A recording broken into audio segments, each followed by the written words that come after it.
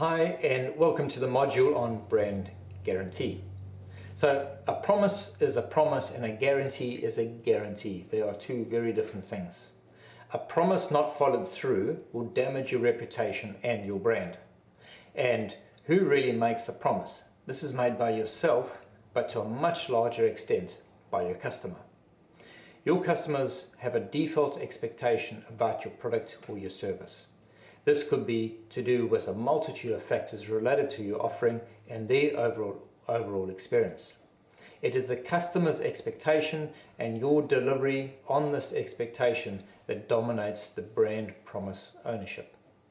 A guarantee is more of a legal agreement that is made between you and your customer.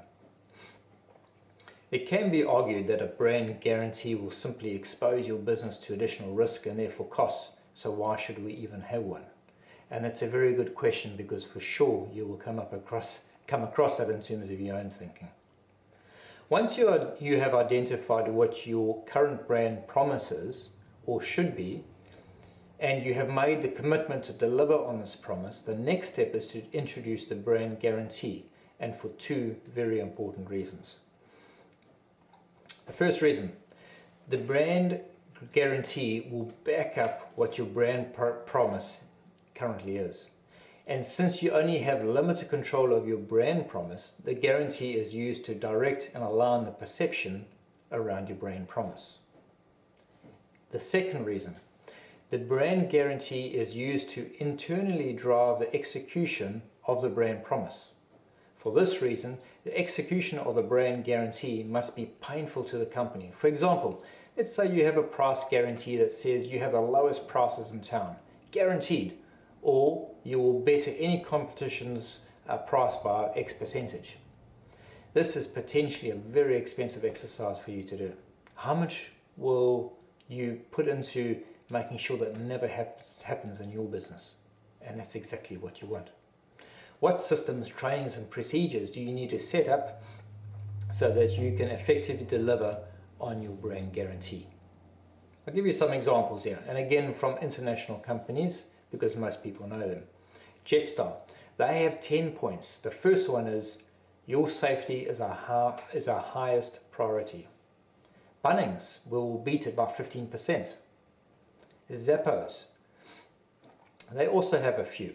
If you're not 100% satisfied with your purchase for any reason, just go through our easy online return process. Embassy Suites, if guests aren't completely satisfied, they are not expected to pay for the night. Red Wing Shoes, 30 days to break in a pair of shoes and return them for whatever reason, no questions asked, for a full refund or exchange if accompanied by a receipt. So I've just gone through some really great examples. You'll see every company manages it differently, and some of them will be wrapping up other elements within that exercise as well. It's better to limit the guarantees that you have just to make it really, really simple. So by all means, if you have 10, go for it. But something simple like the Bunnings one, in terms of a 15% guarantee, that really ties in very strongly with their brand promise. And most people will easily associate and remember that. And that's what we're trying to do. So jump into your workbooks and let's finish that module.